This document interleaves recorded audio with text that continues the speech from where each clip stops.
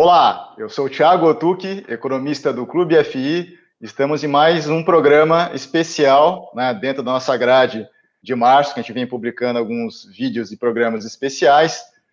E antes de chamar os nossos convidados de hoje, eu gostaria de deixar aqui alguns recados importantes. Então, como vocês estão acompanhando, né, em caráter excepcional, o Clube FI, né, em resposta à gravidade da situação causada pelo avanço, né, do coronavírus em nosso país, né, está concedendo um cupom de desconto de 25% em qualquer produto ou serviço dentro do nosso site. Então, é só vocês acessarem lá, o clubefi.com.br.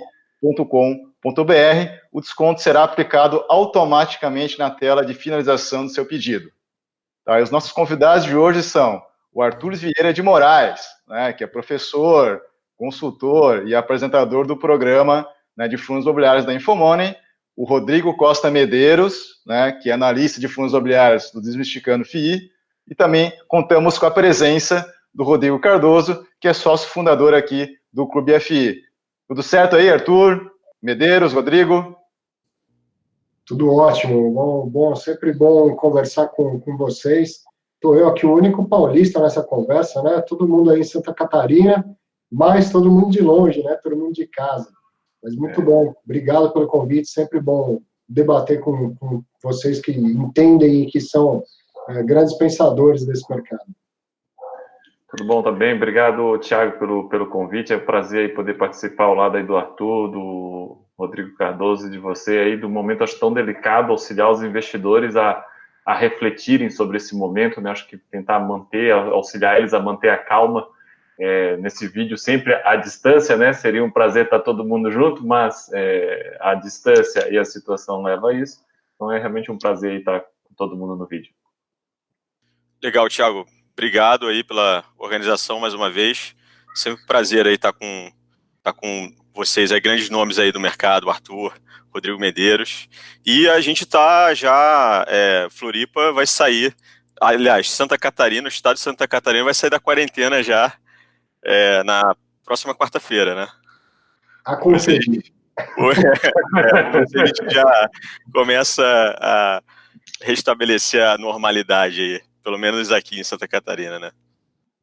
Então, o tema de hoje, até foi uma sugestão aqui do Arthur, seria o seguinte: quando as quedas fortes passarem, o que vem depois?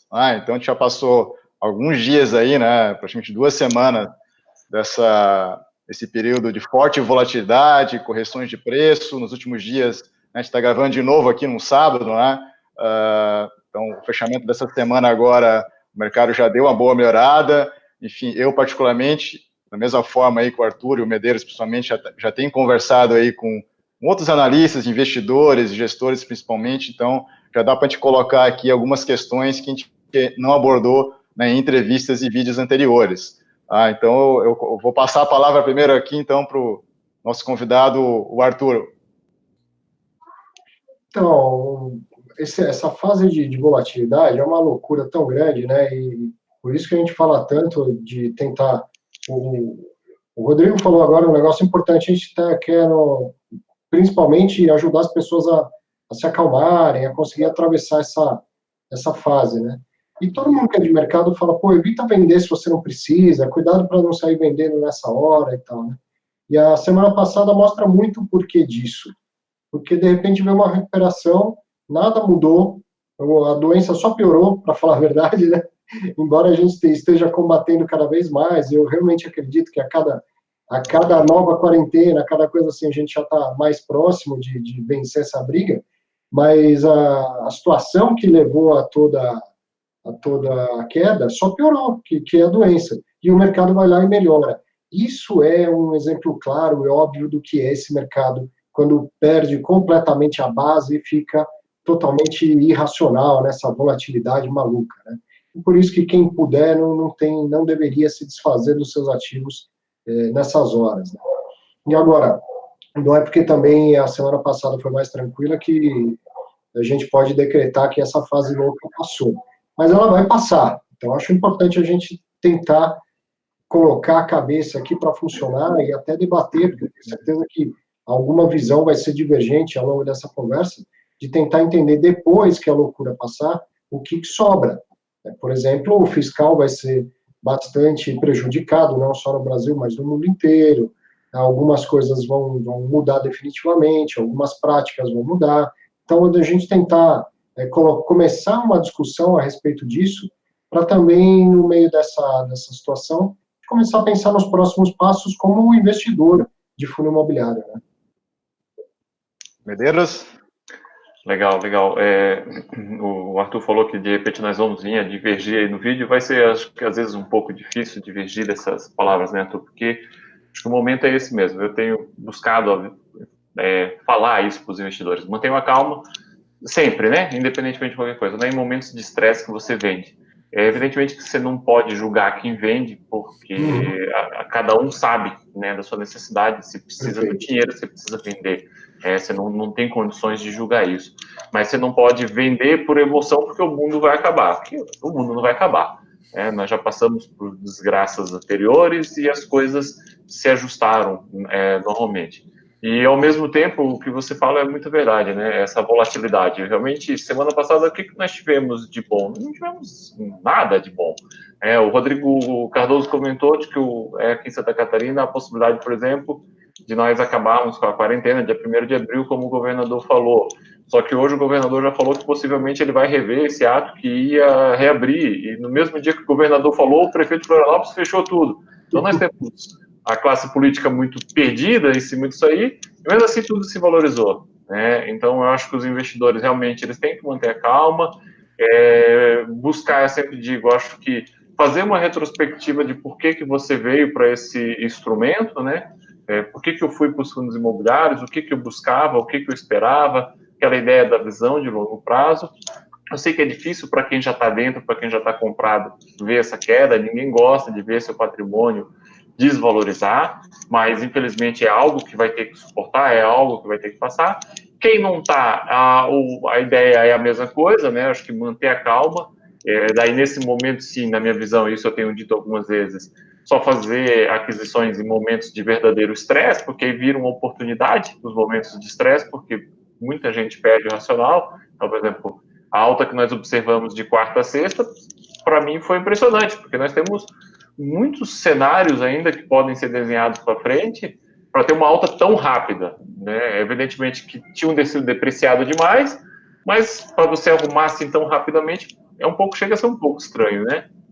Teve uma mudança importante, eu acho, Rodrigo, agora pensando aqui, que foi a postura dos gestores, né? Os gestores começaram a falar, começaram a se organizar, estudaram a sua própria casa e começaram a soltar relatórios e falar com a gente, né? E falando, o meu fundo está indo bem, tal fundo está indo mal. Hoje, a gente está gravando isso no dia 28. Ontem, dia 27, quase meia-noite, o Credit Suisse soltou um fato relevante e como eu vinha falando e pedindo assim, não tenho medo de dar notícia ruim. Nem toda notícia que está lá é boa. Você, com certeza, já leu. Nem toda notícia lá é boa. Mas, então, acho que isso mudou bastante ao longo da semana, que foram os gestores começarem a distribuir informação oficial, informação de qualidade, ainda que a notícia não seja boa. Na maioria dos casos, boas e tranquilizadoras as notícias, né? Mas aí, porque assim, acontece de um fundo ter um problema, aí todo mundo acha que os outros também vão ter. Então, se você sabe, olha, esse tem problema, esse aqui não tem, o mercado vai também recuperando e se ajeitando e precificando, né? Com certeza, com certeza. Eu acho que a questão do coronavírus, tem muita gente achando que uma vez resolvido, se a gente produzir uma vacina efetiva que aniquile esse vírus da noite para o dia, ainda assim a situação não vai estar resolvida, porque eu acho que essa paralisação total, ela vai deixar cicatrizes. Isso já está causando grandes consequências, né? Então, eu acho que as coisas vão, se a gente achar essa solução para esse problema, a gente ainda vai continuar um pouco durante um período meio que no limbo, né? Agora, algumas quedas foram extremamente exageradas, né? Por exemplo, os shopping centers chegaram a cair, o XP Malls, por exemplo, chegou a menos R$60, se não me engano. Alguém pode confirmar isso? Isso. Foi menos de R$60 onde ele formou o fundo, né? Isso porque se fala, né, já está confirmado que os shoppings vão ficar alguns meses sem distribuir rendimentos, né? Agora, vamos imaginar um caso que o shopping fique 12 meses sem distribuir rendimento, né? Que não é o caso, né? Eu acho que no máximo seriam, sei lá, 6 meses. Não faz o menor sentido uma queda daquele tamanho que a gente observou naquele dia que foi o dia mais negro aí da história dos fundos imobiliários, né? Então, se um fundo deixa de um fundo que estava com yield de 6% ao ano deixa de pagar 12 meses, ele está deixando de pagar ele está deixando de pagar 6%. Né? Os fundos caíram, chegaram a cair 50% os fundos de shopping, né? Então tem muita coisa exagerada aí, né? A gente sempre vê o mercado tá claramente, né, nessas horas ele é um maníaco depressivo, né? Quando o mercado despencou dessa forma, muita gente, infelizmente, os mais novatos, né, infelizmente, vários zerando posição, e agora a gente teve essa mini onda de recuperação e já tem gente dizendo que agora a gente já atingiu o fundo do poço, quem não comprou naquela hora já era. Olha, a gente não tem como afirmar, longe de poder afirmar qualquer coisa relacionada a movimento de curto prazo do mercado, né? A gente está lidando com um maníaco depressivo, não tem como a gente saber como é que o mercado vai reagir, até porque a gente não sabe qual vai ser também o desdobramento do coronavírus, né? Porque eu falei numa possibilidade da gente achar vacina, e se não achar vacina, se continuar assim, né? Eu estava vendo a notícia de que já tinha um planejamento para a gente sair da quarentena. Agora o Rodrigo me falou agora que eu não tinha visto essa notícia. Quer dizer, as escolhas estão mudando de uma forma alucinante, né? Então, você tem casos na Itália, a gente imaginou que estava diminuindo, agora aumentou de novo. Aí ontem morreram mais 1.000 pessoas, foi o recorde, né? Você tem várias grandes cidades paradas, Nova York, tudo parado. Quer dizer, a gente está numa situação realmente extremamente delicada, e para quem opera num mercado desse, tentar fazer qualquer movimento de curto prazo, né, com esse pânico que está pairando aí, é extremamente perigoso. É igual a gente jogar uma roleta russa, né? Porque muita gente fica pensando em vender agora, né? Então, por exemplo, na semana passada, antes dessa altinha aí perde esse repique e acaba fazendo besteira, né? Então é muito perigoso operar num mercado turbulento como a gente está vivendo, que muito provavelmente, eu me lembro de 2008, como é que foi, está muito pior que 2008, porque essa queda ela foi muito mais rápida do que da crise de 2008, e o Otuk até me mandou um gráfico mostrando que essa queda foi mais rápida até, inclusive, que a crise de 1929. Né? Então a gente está lidando com uma situação aqui que realmente não é fácil, e infelizmente a gente está com quase 80% das pessoas que estão ingressadas nesse mercado ingressaram nele há menos de um ano. Então, é uma situação muito difícil. Bom, então, gostaria também de colocar aqui algumas questões primeiro, antes de falar especificamente do mercado de fundos imobiliários, né, uma parte um pouco mais macro, dentro do que o Arthur propôs aqui no tema, né, o que vem depois. Né, acho que tem um lado positivo, e a questão da experiência que a gente já tem de 2008 na execução de políticas econômicas de uma forma emergencial e com grande intensidade. Quer dizer, lá atrás você pode fazer críticas em relação à manutenção dessas políticas, mas o fato é que naquele momento, em 2008, funcionou. Né? Então acho que esse é o lado positivo, porque a gente está vendo agora, todo dia, pipocando aí as notícias sobre o que o governo brasileiro está fazendo, o governo americano e assim por diante, que vai amenizar esse impacto tão grande. Né? Então já tem essa experiência de 2008. Eu acho que o lado negativo, o grande risco, é que a gente não sabe como que a economia e os agentes vão se comportar no momento que a gente ligar a tomada novamente, porque isso nunca ocorreu, isso realmente é algo inédito. Né? Quer dizer, a economia mundial está praticamente parada, né? Poucos setores realmente funcionando plenamente. Né? Então, até que ponto você colocar em dinheiro em circulação, seja no canal fiscal ou monetário, eu vejo que é uma questão de a gente ter que reverter a expectativa negativa dos agentes. Quer dizer, porque na hora que o momento que as pessoas vão voltar para a rua, até que ponto eles vão... hoje está todo mundo liberado sem risco, né? Até que ponto as pessoas vão voltar? Vou para o shopping agora, almoçar lá. Exatamente. Então, acho que o grande desafio agora das políticas econômicas que os governos estão planejando é exatamente a gente tem que reverter essa expectativa negativa dos agentes que estão se formando aí, todo mundo enfurnado dentro de casa, e eu acho que em grande parte, né, eu estava conversando também com o Medeiros aí durante a semana, sobre tentar analisar as componentes dessa queda do IFIX, né? Então, muita gente não está olhando também para o...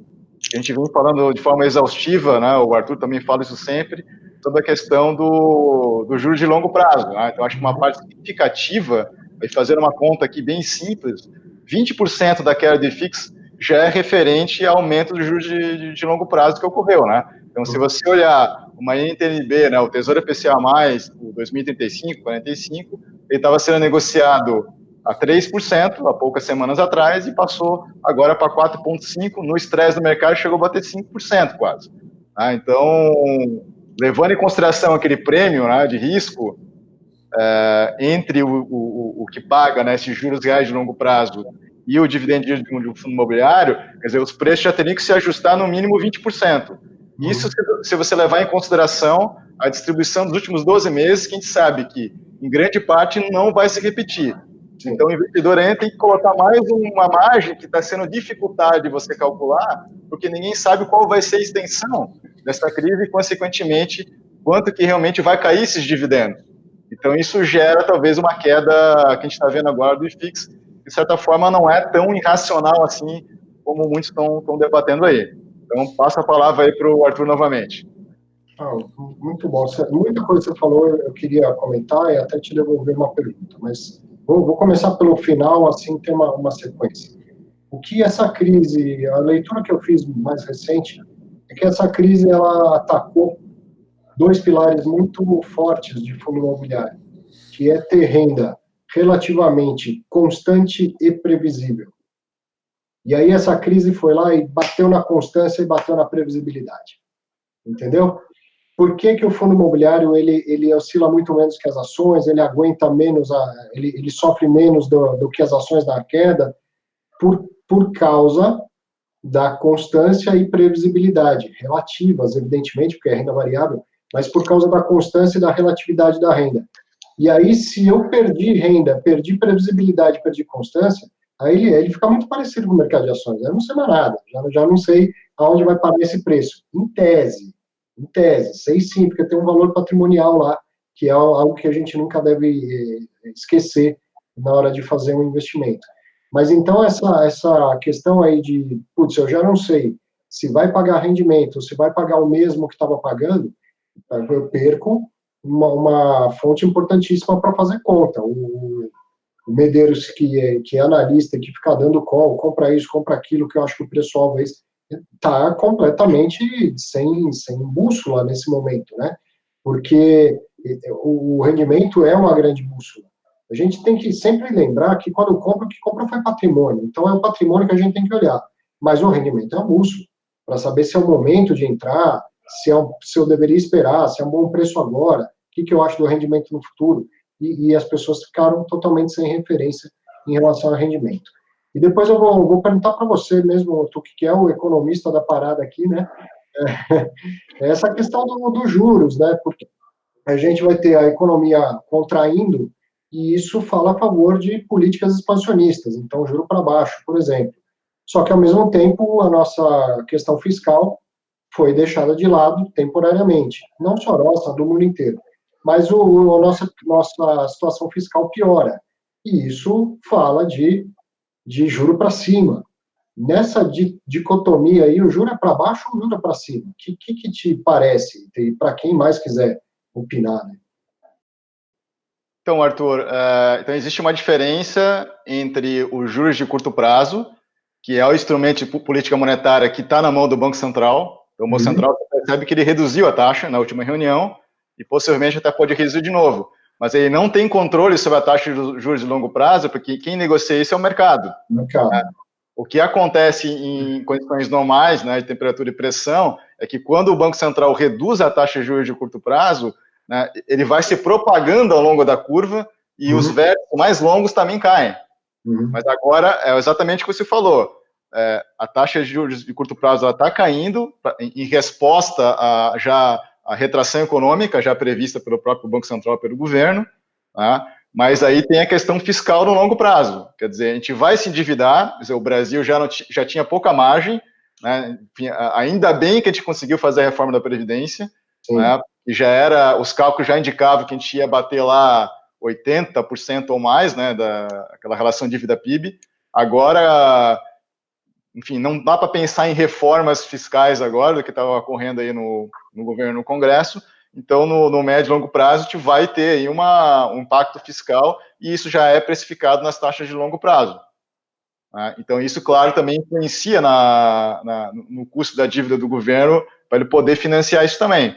Então, esse é um problema que, enfim, não sei se é bom pensar agora, porque tem que resolver o problema de curto prazo, mas com certeza isso vai impactar aí no médio e longo prazo, inclusive para gerações futuras, né?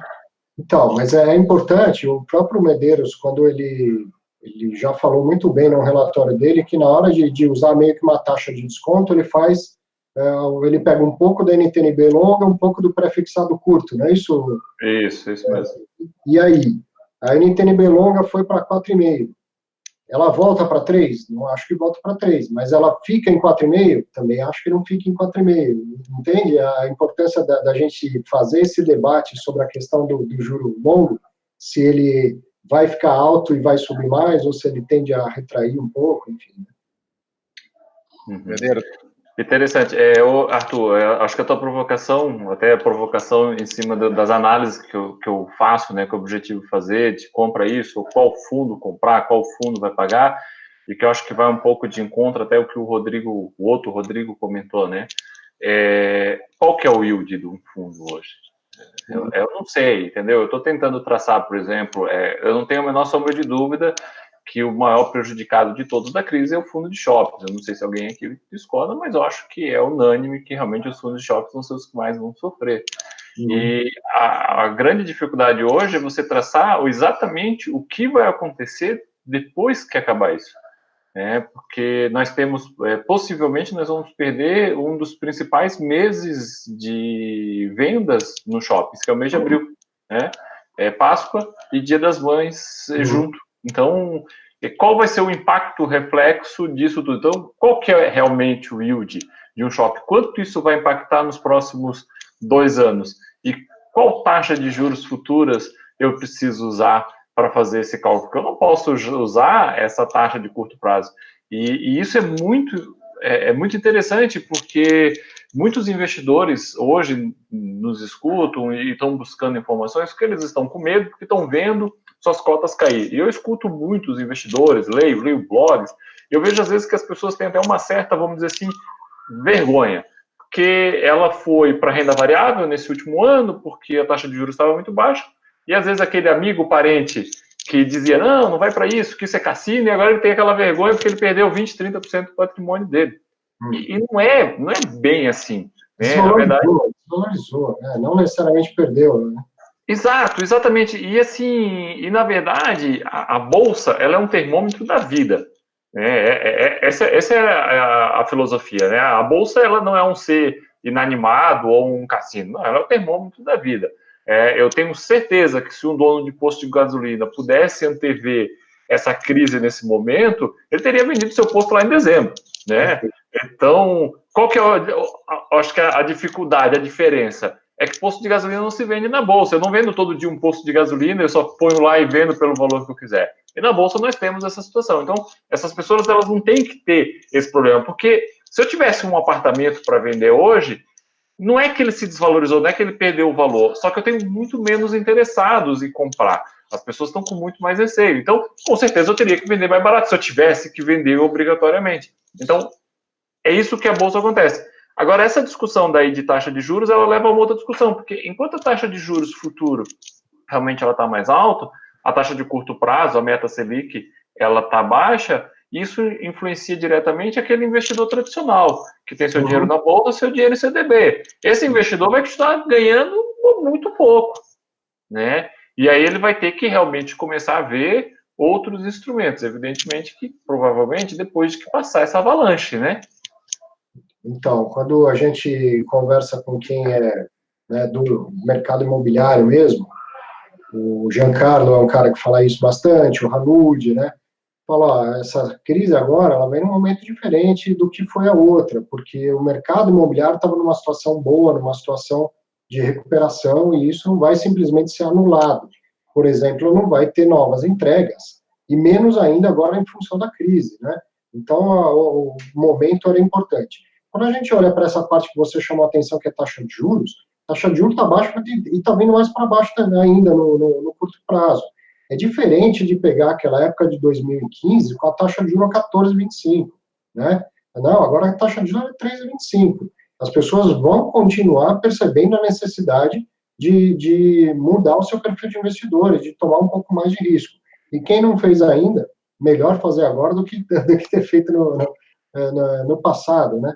Então, vai continuar tendo investimento em renda variável, vai continuar tendo migração para fundo imobiliário em menor volume do que a gente tinha visto, mas vai continuar acontecendo, e fora os outros produtos, né? E se a gente parar para comparar, o fundo imobiliário ele vai sair mostrando nessa crise a sua resiliência, o que ele tem de forte. Imagina o que está acontecendo com um fundo de renda fixa de crédito privado, aqueles que permitem resgate, diferente de um fundo de CRI, né? Então, a crise acontece, a gente sabe que acontece, mas o investimento continua com muitos fundamentos, e a partir do momento que a gente começar a clarear um pouco mais essas dúvidas que eu mesmo levantei, quanto que vai ser a taxa de juros, quanto que vai ser o yield, ele volta com a característica original dele, de ter mais previsibilidade e mais constância do que renda, do que outros investimentos. E Arthur, até você que sempre aborda isso nos teus programas, né, até alguns materiais que você vem aí publicando, materiais muito interessantes aí nas mídias sociais. Então, se assim, pessoal, então eu aplicar no CDB agora rende muito pouco, né, porque eu vou ganhar o CDI e a taxa Selic, não é nem 4% mais bruto, né? Então eu vou ganhar dinheiro fácil lá na NTNB, porque vai pagando daqui a pouco 5% mais inflação. Não é bem assim. A volatilidade desses títulos é maior até do que as cotas dos fundos imobiliários. Então você vai ter um rendimento maior, né? Mas o risco também é bem elevado. É curioso que tem um estudo de um período longo, de 2011 a quase final de 2019, e a volatilidade dos títulos, né, dos Tesouro IPCA, com vencimento maior do que 5 anos, aquele índice IMAB5+, ela é maior do que a dos fundos imobiliários. Mas nesse momento atual, isso não está acontecendo. A volatilidade do IMAB5+, está menor do que a dos fundos imobiliários. Todo dia eu estou publicando, chamando isso de diário da crise, e todo dia estou publicando, aproveitando para fazer um estudo desse evento. Nesse momento, nessa crise atual, o IMAB5 caiu menos, ele caiu mais nos primeiros dias, depois ele logo recuperou, ele é a menor queda e a menor volatilidade quando eu comparo com o fundo imobiliário e com ações.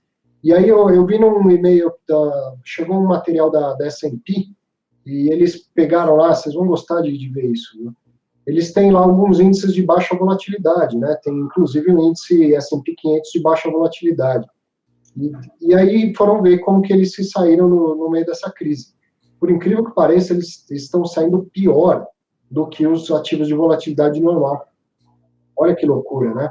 No mercado normal, eles vêm performando até melhor. Veio na crise, eles performaram ainda pior. Aí, numa segunda parte do estudo, vem lá índices que têm alguma composição de renda fixa em alguma parcela, 10, 20, 30, 40 de renda fixa. Esses foram os que se saíram melhor nessa situação. Ou seja, a renda fixa tem segurado a onda no meio dessa crise, não só no Brasil. Agora, no estudo da S&P, não tem nada de REITs. Eu coloco sempre fundo imobiliário nisso aí.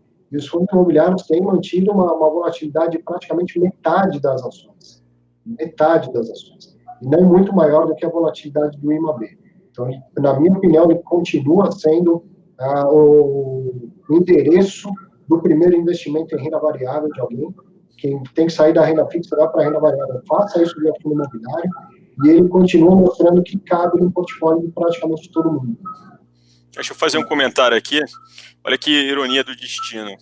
Um dos que menos teve volatilidade, está se saindo muito bem nessa super crise aí, é um monoativo, que é o VELOL. O Vila Olímpia Corporate, que é um fundo que eu particularmente gosto bastante, né? Aí eu também queria aproveitar esse tema do VELOL para perguntar para vocês, que a gente já sabe que os fundos de shoppings foram atingidos fortemente por essa crise, e os fundos de lajes comerciais, em relação a reajuste de aluguel para baixo. Qual a opinião de vocês aí da possibilidade disso ocorrer, de empresas estarem aproveitando desse momento, não estarem com, vamos dizer assim, problemas verdadeiros e estarem aproveitando disso para solicitar redução de aluguel? Medeiros. Se puder, vou começar, porque vou pegar a bola que o Arthur deixou quicando antes, e aí conforme for, ele pode até fazer um contraponto, que realmente outro momento do mercado. Quando a crise de 2014 veio, nós tínhamos um horror de entrega de imóveis, atingiu fortemente as empresas, e elas poderiam escolher para onde elas bem entendessem, se quisessem ir, e o proprietário do imóvel ou aceitava negociar, ou eu me mudava com carência de um ano e meio, descontos e tudo mais. A situação realmente ela é muito diferente. O que eu acredito que essa crise vai trazer são dois pontos importantes. O primeiro, nós vamos, eu acho que eu sempre digo o seguinte, cada vez mais, eu sei que o Rodrigo falou do VELOL, eu sei que ele tem até uma posição bem forte nos monoativos, mas eu entendo que cada vez mais os multiativos são muito importantes no Brasil, mas para isso os gestores eles também têm que ser de qualidade, né? E numa situação como essa nós vamos ver quem são os bons gestores, quem vão ser os bons gestores que vão realmente sentar com essas empresas e dizer, mas tu precisa mesmo de mais tempo para pagar esse aluguel? Você precisa mesmo de uma postergação? Você precisa mesmo de um desconto? Você não vai conseguir pagar? Deixa eu ver o que você vai conseguir me pagar? Ou simplesmente, às vezes, vai entrar na ideia da empresa de que tudo realmente ficou horrível e não vai ter condições de pagar. Então, isso nós vamos conseguir ver muito bem. Não vai ser toda empresa que vai ter problema de caixa. Evidentemente que nós vamos pegar fundos aí que tem locação para Azul, por exemplo. Nós temos fundo com locação para Azul. O proprietário do imóvel, o fundo, não vai ter o que fazer. Ele vai ter que renegociar, vai ter que dar carência, ou vai ter que rescindir o contrato. Não vai ter opção, ele sabe disso. Agora você pega o mesmo fundo que tem contrato com a Eletropaulo. Não tem porquê ele fazer uma renegociação para baixo. O que eu vejo, o que aí realmente vem o meu ponto, eu não diria de pessimismo, mas assim de reflexo dessa crise para as lajes corporativas, é que aquela visão que eu já particularmente não tinha tanto, de que nós teríamos aumentos consideráveis dos aluguéis, principalmente no final de 2020, início de 2021, ela possivelmente vai ser postergada, né? Porque realmente aí eu vou ter todo um reflexo dessa crise. Próprios empresários devem adiar um pouco processos de investimento, crescimentos de laje e tudo mais. Então, um pouquinho de vacância que ainda tem, de repente, demore um pouco mais para eu fazer essa ocupação. Então, de repente, eu tenho um pouco mais desse reflexo. Então, de repente, se eu teria um reajuste melhores em 2021, de repente ele fica um pouco mais para frente. Porque as lajes corporativas tem aquela questão, né, de que você só reajusta de 3 em 3 anos. Então, se você não aproveitar 2020, por exemplo, os aluguéis que vencem em 2020, você só vai aproveitar de novo em 2023. E, às vezes, realmente pode chegar ao ponto que, ao final de 2020, você não vai conseguir aplicar, por exemplo, totalmente o IGPM, que de repente vem até elevado, porque tem questão de dólar, até o próprio IGPM está difícil de conseguir entender alguma coisa, né? Porque o dólar subiu, mas o barril de petróleo caiu, um horror, então está tudo muito difícil de você ver nesse sentido. Mas eu acho um pouco mais difícil você conseguir, por exemplo, conseguir convencer o inquilino de que você vai, por exemplo, reajustar em 15% do seu aluguel. E aí você vai postergar isso, se você não fez em 2020, você vai fazer isso no final de 2023. Esse eu vejo muito como reflexo. Agora, o reflexo pontual vai ter nessas situações. Um inquilino ou outro que vai dizer o seguinte, eu não quero reajuste para baixo, o que eu vou querer é que você pegue esse meu aluguel que eu tinha que te pagar em março, e você parcela isso aqui em 3, 4 vezes para te pagar no final do ano, porque eu preciso proteger meu caixa. Hoje tem uma frase no mercado que diz que quem tem caixa é rei, né? E a situação é mais ou menos essa. Se eu sou dono de uma empresa, E eu vou querer ter caixa, porque eu não sei o que vai acontecer mês que vem, essa é a verdade. Então, eu preciso ter condições de pagar meus funcionários, eu tenho que conseguir me manter. E se você não me der esse prazo para pagar o aluguel, eu simplesmente não te pago, né? Porque é mais fácil eu não te pagar e depois ir na justiça e dizer eu não consegui pagar e eu não posso ser tirado do imóvel, mas eu quero pagar, do que qualquer coisa. E todos os proprietários de imóveis, acredito eu, principalmente em fundos imobiliários mais profissionais, vão saber entender essa situação. Mas, de novo, não vai ser todo inquilino que vai precisar isso. Então, a Eletropaulo da vida, um Banco do Brasil, esse tipo de empresa não precisa dessa negociação. E aqui nós vamos testar os gestores no multiativos que realmente vão saber conduzir bem essa situação. Não sei aí o que o Arthur pensa especificamente nesse assunto. Isso aí, assim, gestão de risco você faz antes da crise, não durante a crise, né? Agora se faz gestão de crise. Então, a gente já vai entender quem fez a gestão de risco anteriormente, que é colocar um bom inquilino lá, um inquilino com baixo risco de crédito, porque agora não adianta você ter um contrato que tem uma multa gigantesca e tal, não sei o que, se o cara não tem para pagar, né? A multa vira um pedaço de papel, correto? Um contrato atípico, super defendido, porque a multa é o total dos aluguéis vencidos. Então, se o cara não tem dinheiro para pagar, aquilo vira um pedaço de papel, não te protege mais nada. O que protege? Além da multa, o inquilino ter condições de pagar, correto? Mas tem a garantia também, às vezes a gente coloca alguma coisa como garantia. Isso, então, tudo isso é trabalho feito anteriormente. Eu já vou falar, eu já falei isso publicamente várias vezes.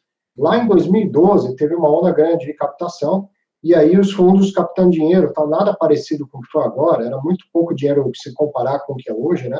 Mas os fundos captavam dinheiro, e aí depois tinha que comprar, tinha que alocar. E a gente está vendo agora como que o cotista fica, tá demorando para alocar, que isso e tal. A Rio Bravo, por meio do Rio Bravo Renda Corporativa, que hoje é RCRB 11, né? Na época era FFCI 11, a Rio Bravo também fez uma captação de 80 milhões de reais na época. E demorou para comprar imóveis. E a gente estava naquela fase de 2015, tinha imóvel pra caramba. Eu trabalhava na Vila Olímpia, parecia a China, de tanto guindaste que tinha lá e prédio subindo. E os clientes começaram a reclamar que, pô, cadê os imóveis novos? Então, um dia eu peguei e liguei na Rio Bravo, porque meus clientes estavam reclamando.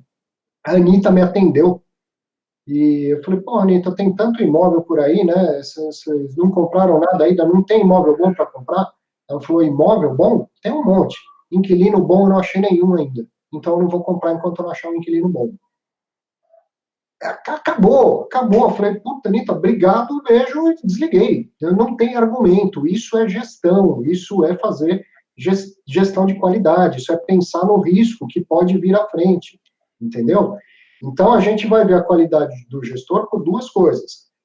Quem vai sofrer um pouco menos, porque sofrer todo mundo vai, e quem vai saber agora fazer também a gestão da crise, que é sentar não, tá todo mundo à distância, ninguém consegue nem sentar para conversar.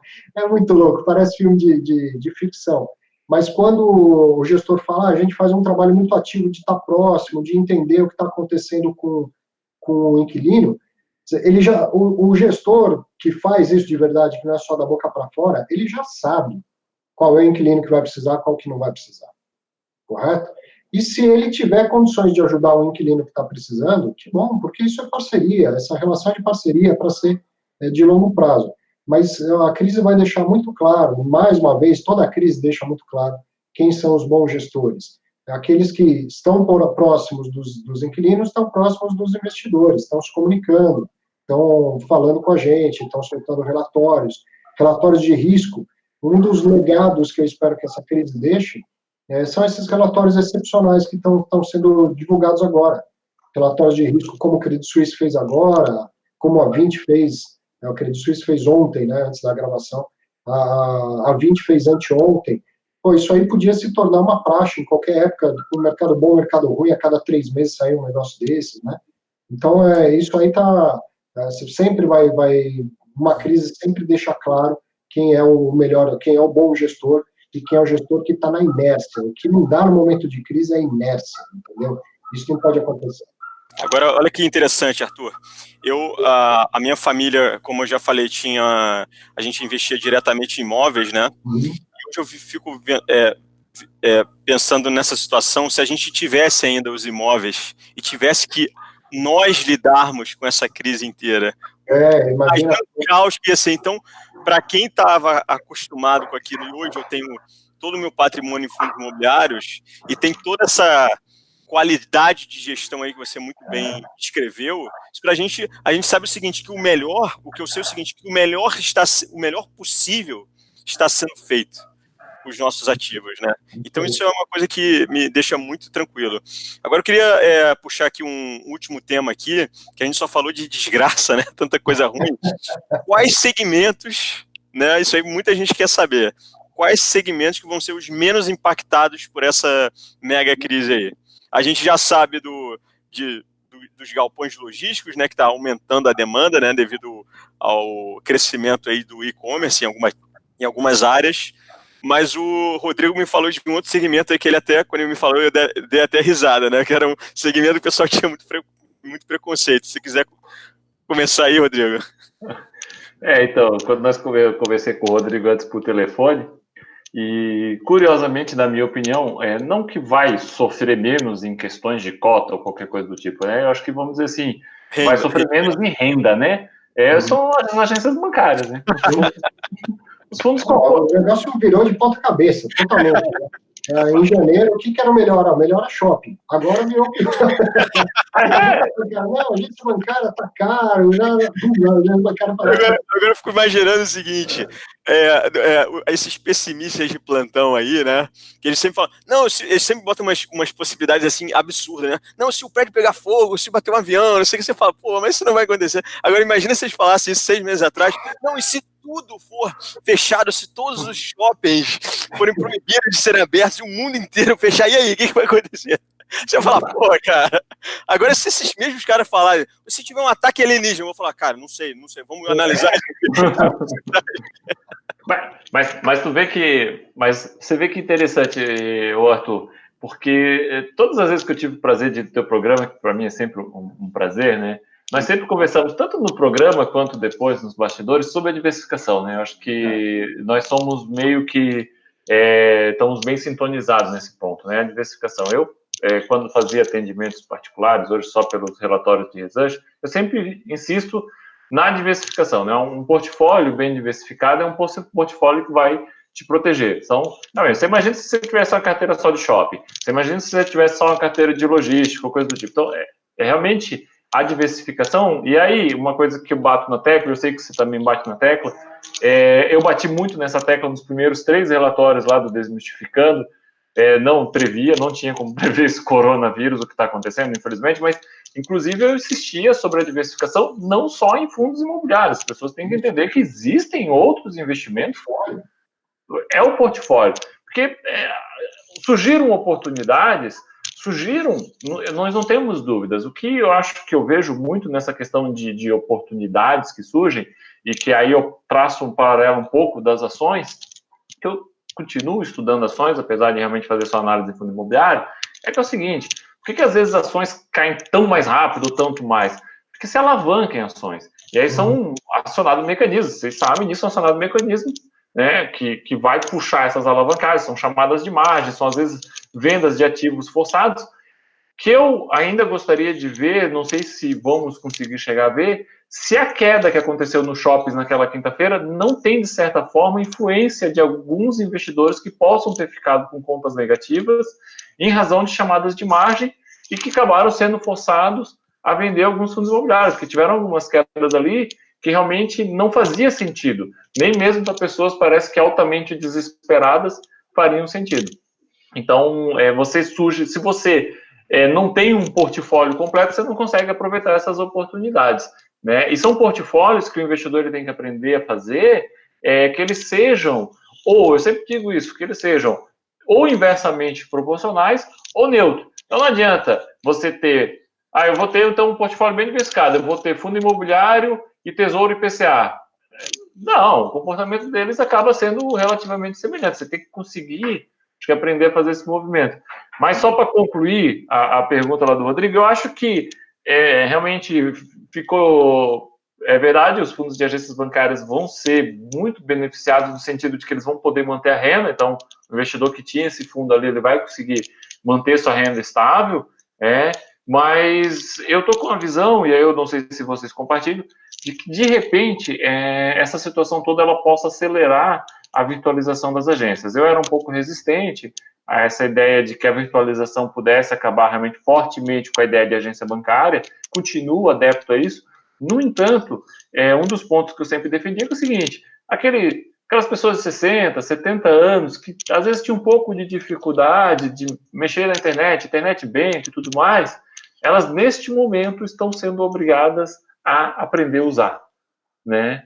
Então, a sensação que eu tenho é que no médio prazo, então o que vem depois, né, é que nós vamos ter possivelmente, não digo no e-commerce, mas eu acho que na virtualização das agências nós vamos ter uma aceleração mais rápida do que estava vindo, né, ao correto. Rodrigo, olha só, olha que coisa engraçada. Quer dizer, rir para não chorar. Que essa crise, ela pegou a gente tanto de surpresa, mas tanto de surpresa, que no prospecto, na área que eles descrevem as possibilidades, os riscos, né? Eles descrevem, sei lá, umas 400 coisas que podem acontecer, mas eles não falam em caso de pandemia, eles falam de guerras mundiais, eles falam de conflitos. Eles têm que adicionar lá, em caso de pandemias, coronavírus, e dá para adicionar, mas aí tá, em caso de ataque de alienígenas e de meteoro bater na Terra, não estava escrito isso, né, nos prospectos, né? Para as aulas e palestras que eu dou, eu já levantei, peguei um prospecto inicial de fundo imobiliário, tinha 20 páginas de fatores de risco, 20 páginas, e 66 itens elencados. E aí, eu posso ter certeza que pandemia não era um deles, mas com pandemia ou sem pandemia entre os fatores de risco, eu vou fazer aqui a provocação que eu fiz quando montei essa palestra. Qual é, de fato, o único risco de se investir em ativos financeiros? Pode responder quem quiser. E você que está assistindo também pode responder. Qual é o único risco de investir em ativos financeiros? Seja fundo imobiliário ou outros ativos financeiros. Perder dinheiro. Não é ficar preso, não é ficar sem rim, não é perder o braço, é só perder um pouco de dinheiro. Talvez tudo, talvez mais do que você investiu, se o produto admitir alavancagem. Coisa que fundo imobiliário não admite. A gente podia até falar rapidinho sobre a alavancagem em fundo imobiliário, né? Alguns fazem uma alavancagem sintética, acho importante falar. Mas o único risco de investir em ativos financeiros, seja lá qual for, é perder um pouco de dinheiro. E se a gente não vai para lugar nenhum. Né? Dá para resumir os fatores de risco mesmo, Linha. Risco, perder dinheiro. 3 linhas. Você tem risco de perder um pouco, você tem risco de perder tudo, se você quiser perder tudo, porque é um ato volitivo perder tudo, então você tem que ficar olhando a coisa piorar e não fazer nada. E você tem risco de perder tudo e mais um pouco, caso você tenha, por vontade própria, investido em um ativo que permite alavancagem. Isso é mais lá no mundo dos multimercados, dos fundos de ações e tal, não do mundo do mercado de fundo imobiliário. É só isso. Até a gente tem um tempo aqui para fechar aqui o programa. Queria colocar na pauta um último tema aqui, que é a questão até para dar uma questão mais objetiva para o investidor agora, que quer tomar uma decisão, porque é aquela questão da pergunta se a queda foi exagerada ou não. Eu estou fazendo isso para analista, para gestor, e parece que é um consenso. Então, vou dar um exemplo aqui de shoppings, né? Por exemplo, falei lá com o Pedro Carrasa, ele falou, se você colocar dentro do modelo de fluxo caixa descontado, se eu considerar que um shopping fica 1 ano sem faturar nada, ainda assim não justifica esse desconto no mercado de 40%, 35%. Não faz sentido. Então, nesse exemplo, por exemplo, o investidor que precisa de fluxo de renda agora, então ele não vai comprar fundo imobiliário. Agora, aquele que está pensando num ativo que não precisa de fluxo agora de renda, pode ser um bom negócio, né? Levando em consideração, já esperando que aquele ativo possa ficar alguns meses não gerando renda. Né? Aí tem a questão também que eu já conversei com o pessoal até de lajes ou ativos logísticos que preço sendo negociado abaixo do custo de reposição, que é outro indicador também, ou com descontos enormes, né? O próprio parceiro nosso aqui também, o Daniel Nigri, fez um relatório bem interessante sobre shoppings na outra semana, fazendo um cálculo também, se ficar, um cálculo mais real, assim, né? Se ficar 3, 4, 5 meses sem faturar no shopping, quanto que justificaria, né? No cálculo dele também, acho que 15% de desconto aí seria o razoável, né, em termos de queda de preço, né, fazendo essas contas. Então, nesse sentido, em alguns casos, a gente, sim, tem boas oportunidades, mas tendo claro que esses ativos podem não distribuir renda nos próximos meses. Então, Arthur... Vou bem rápido aí, vou juntar as duas perguntas que eu acabei não respondendo a outra do Rodrigo, que era quais os melhores segmentos nesse momento. Os melhores segmentos são aqueles que são considerados defensivos. Em situação normal, o que é considerado defensivo? Contratos atípicos, então, agência bancária, galpão de logística, quando o contrato é atípico e tal, e os fundos de papel, os fundos de CRI. E daí depois vem os contratos os contratos típicos, que geralmente estão nas lajes corporativas. Agora, o momento é de uma exceção tão grande, isso que a gente estava brincando aqui, que a questão mais do que o contrato, o inquilino tem condição de pagar, estando ele parado ou não tem condição de pagar. Então, por isso que os gestores estão divulgando nos seus relatórios, até falando um pouco sobre os inquilinos. Cash is king, né? O dinheiro é rei nesse momento. Então, eles estão falando, meu inquilino é o fulano, e eu vi no balanço do fulano que ele tem caixa. Esse é o lance agora. Mais do que o contrato, é quem é o inquilino. É isso que precisa ser analisado nesse momento da crise, que vai passar, essa loucura vai passar, né? E aí depois, chega uma pergunta do Tuque. É lembrar que durante a crise ou depois da crise, o que você vai comprar é um patrimônio, não a renda. A renda é consequência do patrimônio. E aí sim, nesta queda, alguns fundos começaram a ser negociados muito abaixo do valor de seus patrimônios. Nem todos e nem a maioria. Nem todos e nem a maioria. Tem fundo até hoje, na sexta-feira, eu fui ver fundo a 1,15 do valor patrimonial. Porque eles tinham subido muito. Tinha fundo que estava a 60, 1,6 do patrimonial em dezembro do ano passado. Sem falar naquele do Bradesco Bessia lá, que estava 3 vezes o patrimonial. Negócio da China, você paga 3 e leva 1. É baita negócio para fazer. Aliás, as coisas que vêm da China não tem sido bom negócio ultimamente. Então, tinha fundo em dezembro que estava sendo negociado com ágio de 60% sobre o valor do seu patrimônio. E com tudo que caiu, ainda não ficou assim, tá barato, vai ter oportunidade. Não é tudo que está assim. Mas, em alguns casos, sim, os fundos de shopping acho que são os que mais tiveram quedas grandes e mostram essa oportunidade de pensar no patrimônio. O shopping, o que é? Um terreno muito bem localizado, uma edificação de qualidade, que lá dentro tem um monte de lojista. O lojista pode ficar sem vender 2, 3, 4, 6 meses, mas tudo isso aqui que a gente falou antes permanece. E aí que tem agora o principal alvo. Se eu estou com dificuldade de olhar para o rendimento, eu vou voltar para o básico, para o basilar, que é o patrimônio. Algumas oportunidades apareceram sim, não é amplo, geral no mercado, tem coisa que, na minha opinião, nem barato ficou ainda, mas tem oportunidade sim. Medeiros? Na verdade, eu acho que pegando esse gancho final, apenas eu acho que eu conseguiria responder a tua pergunta, Thiago, dizendo para o investidor, acho que tem um pouco de calma. Não vão descobrir a vacina mês que vem.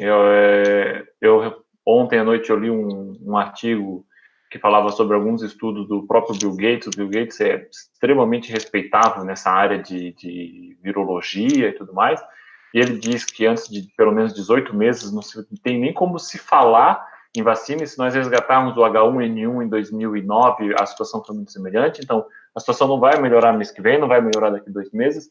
Eu acho que nós vamos ter um reflexo muito importante, que eu vejo nos investimentos em fundos imobiliários, que é o seguinte: é o mercado altamente marcado pela pessoa física.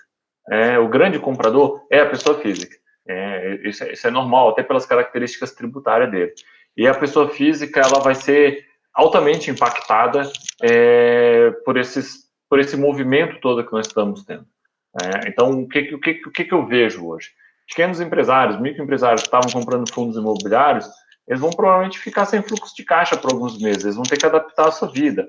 Médicos, dentistas, diversos profissionais autônomos vão ter que adaptar seus fluxos de caixas. E dos mais diversos empregados e funcionários e pequenos empresários, eles, claro que muitos vão continuar comprando, mas possivelmente nós não vamos ter mais aquele volume que nós estávamos tendo, pelo menos por alguns meses. Então, o investidor ele não precisa ficar desesperado, nossa, está subindo, eu vou comprar agora, porque senão eu nunca mais vou comprar.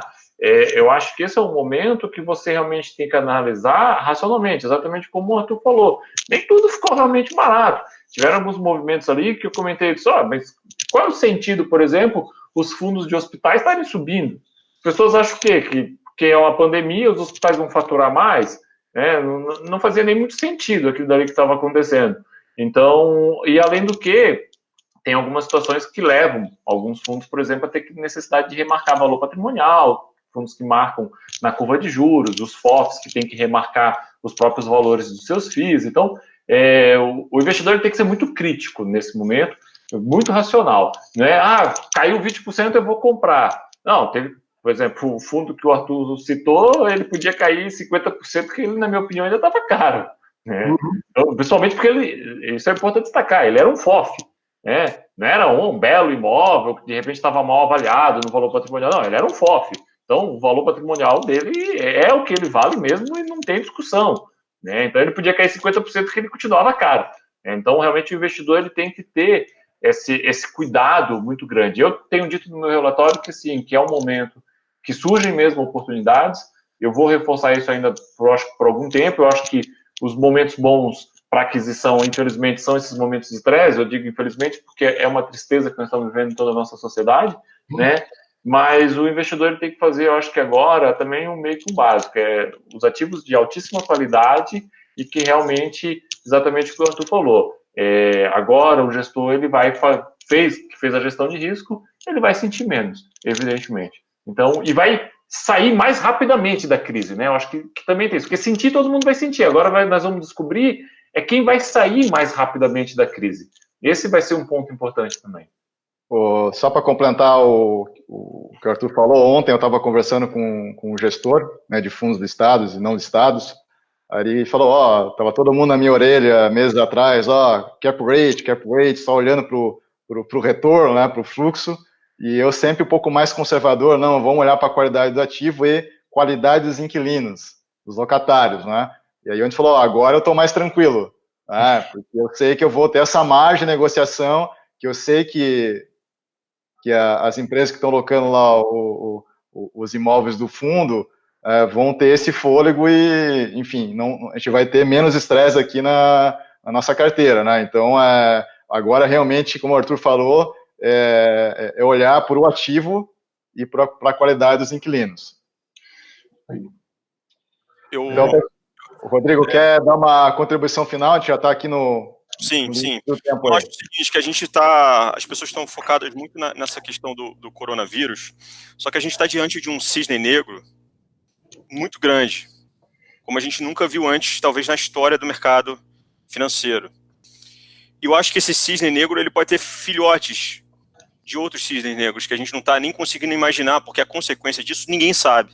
Então eu acho que falar que, olha, eu observando o comportamento do mercado, né, que eu vi comportamento extremamente exagerado para o que a gente tem hoje, e o mercado caindo daquela forma.